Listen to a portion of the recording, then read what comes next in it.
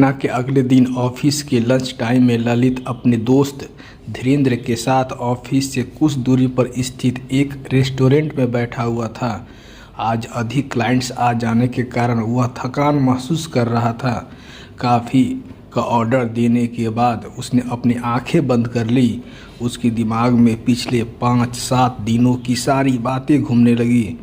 मानवी को परेशान करने के लिए उसने धीरेन्द्र से बात की थी, क्योंकि लड़कियों के मामले में वह काफ़ी चलता पुर्जा था। यार धीरू, कुछ ऐसा कर कि इस लड़की का दिमाग ठिकाने आ जाए, ललित ने मानवी के बारे में बात कर धीरेन्द्र को कहा था। तू उसको पटाना चाहता है या परेशान करना, बता। कमबख्त पट ही तो नहीं रही है, बहुत मिजाज है इसको। यह सब मुझ पर छोड़ दे यार। देख, ऐसा करते हैं, एक प्लान बनाते हैं, मुझे भरोसा है कि तेरा मामला जम जाएगा। धीरेन्द्र अपनी एक आंख दबाते हुए मुस्कुरा कर बोला था। क्या आइडिया है यार तेरे दिमाग में, बता। अरे वही पुराना फिल्मी स्टाइल आजमाएंगे, मैं उसे 2-3 बार छेड़ूंगा। अरे हाँ, वह कपड़े क्या पहनती है? सलवार कुर्ती। बस फिर मैं उस पर निगाह रखूंगा। बैंक एम्प्लॉय को कई बार बैंक में काम करते करते देर हो जाती है। जिस दिन वह बस चूक जाएगी और घर पैदल जा रही होगी, मैं तुझे सूचना देकर उसको रास्ते में छेड़ूंगा। बस तू वहीं आकर मुझ पर हीरोगिरी दिखाना और मैं वहां से भाग छूटूंगा। अब यार के लिए तो 1-2 घुस्से खा भी लूँगे तो क्या फ़र्क पड़ता है। और दोनों ठहाका मार कर हंस पड़े थे। फिर कल प्लान में कामयाबी भी मिल गई। यह सब याद दिलाते ही ललित के चेहरे पर मुस्कान तैर आई। क्या बात है डियर, किस बात पर खुश हो रहा है?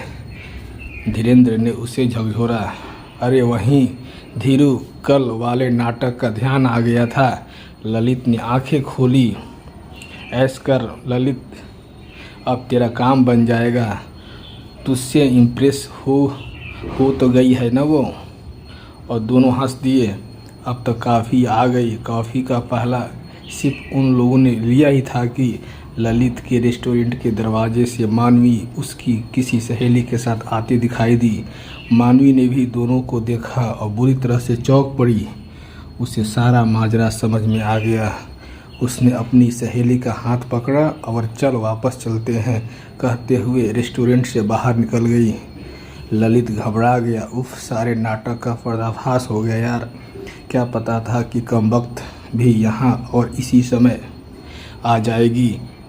दोनों दोस्तों का मूड उखड़ गया। जैसे तैसे कॉफ़ी ख़त्म वापस ऑफिस चल दिए। ललित ने ऑफिस में बैठे बैठे ही मानवी को बताने के लिए मन में एक स्पष्टीकरण तैयार किया। ऑफिस से छूटते ही वह बाइक उठाकर बस स्टैंड की ओर लपका। मानवी वहीं बस का इंतज़ार करती मिल गई। मानवी दरअसल ललित आगे और कुछ कहता, इससे पहले ही मानवी ने एक झनेटेदार थप्पड़ उसके मुंह पर जड़ दिया। यह थप्पड़ तुम्हें बहुत महंगा पड़ेगा मानवी। आसपास खड़े यह सब देख रहे लोगों से नज़रें चुराकर ललित ने गुर्राते हुए और बाइक लेकर वहां से चल दिया। घर पहुंचकर इधर ललित मानवी से बदला लेने की योजनाएं बना रहा था और उधर मानवी भयभीत थी कि पता नहीं अब क्या होगा। बस में बैठी वह सोच रही थी कि अपनी मम्मी को सब बता दे और पापा को भी फ़ोन करे, किंतु फिर सोचा अनावश्यक बात बढ़ेगी। चिंतित मन से वह घर पहुंची। रात के 9 बज रहे थे। मानवी ने देखा उसकी मम्मी अपने कमरे में कोई उपन्यास पढ़ते पढ़ते सो गई है। मन ही मन एक निश्चय करके वह अपने कमरे से निकली और ऊपर ललित के कमरे में गई। कुछ क्षण झिझक के बाद उसने हौले से दरवाज़ा खटखटाया। कौन? कहते हुए ललित ने दरवाज़ा खोला। मानवी को देख पहले तो वह चौंका, फिर संतुलित होकर बोला, आओ मानवी, यह अचानक मेरे गरीब खाने में आने की मेहरबानी कैसे कर दी तुमने? आओ बैठो। मैं यहाँ बैठने नहीं आई हूँ ललित, मैं कुछ कहने आई हूँ तुमसे। तुम अपना हर दांव पेच आजमा चुकी हो मुझ पर। अब आगे क्या करना चाहते हो यह भी बता दो। मानवी ने तल्ख आवाज़ में कहा, देखो मानवी, तुमने 2 बार मेरा ऑफ़र ठुकरा कर मेरा अपमान किया है, फिर भी मैं तुमसे प्यार करता हूँ। मत बदनाम करो प्यार को। ललित, तुम क्या जानो कि प्यार क्या होता है। तुम जैसे हवस के पुजारी औरत को केवल एक शरीर समझते हैं। यह तो तुमने अपनी पहली हरकत से ही दिखला दिया है। और फिर तुम्हारी यह घटिया फिल्मी चाल, यह तो अच्छा हुआ जो कि मैंने तुम दोनों नाटकबाजों को कल एक साथ देख लिया। ललित तिलमिला गया, कुछ क्रोध से बोला, मानवी, तुम इस बार भी मेरा अपमान कर रही हो। प्यार में सब कुछ जायज़ होता है। यह सब मैंने तुम्हें पाने के लिए किया था। मुझे पाने के लिए तो कल को मेरा अपहरण भी करवा सकते हो, मेरे साथ रेप भी कर सकते हो। तुमने मेरा जीना हराम कर रखा है। नहाते हुए मेरे बदन के कुछ भाग को तुमने चोरी से देखा है, लेकिन पूरा नहीं देखा। मैं तुम्हें अपना पूरा शरीर दिखाने आया हूँ। अगर इससे भी तुम्हें संतोष न मिले तो तुम बहुत कुछ कर सकते हो। आक्रोश में भर कर एक ही श्वास में यह सब बोलते हुए मानवी ने कमरे का दरवाज़ा बंद कर दिया और अपने वस्त्र उतारने शुरू कर दिए। उसने एक एक कर अंत वस्त्रों के अलावा अन्य सभी वस्त्र उतार दिए। वह अपने अंतर वस्त्र भी उतारने जा रही थी कि कांपते हुए ललित ने अपनी आंखें बंद कर ली। वो करुण आवाज़ में बोला, बस करो मानवी, अपने कपड़े पहनो और चली जाओ यहाँ से, प्लीज़ चली जाओ।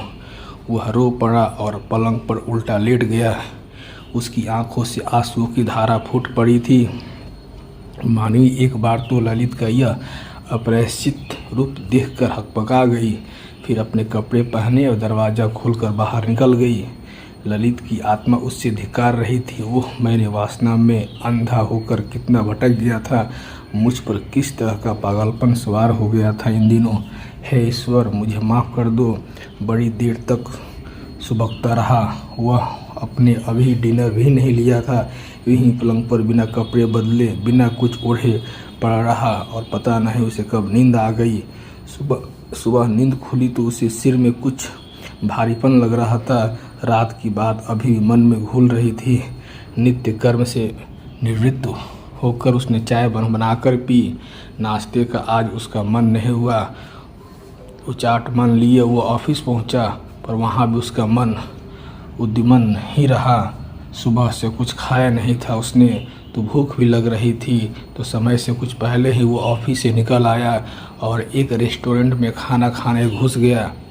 ललित घर पहुंचा, 6 बज रहे थे। कुछ देर कुर्सी पर खामोश बैठा रहा, फिर एक निश्चय कर उसने मानवी को पत्र लिखना आरंभ किया। पत्र लिखकर तसल्ली के लिए उसने उसे पढ़ा, एक लिफाफे में बंद करके अपने पास रख लिया। आगे क्या होता है इस स्टोरी को जानने के लिए हमारे साथ बने रहिए और लाइक करिए, कमेंट करिए। अगर स्टोरी अच्छी है तो आगे मैं कंटिन्यू करूँगा। धन्यवाद।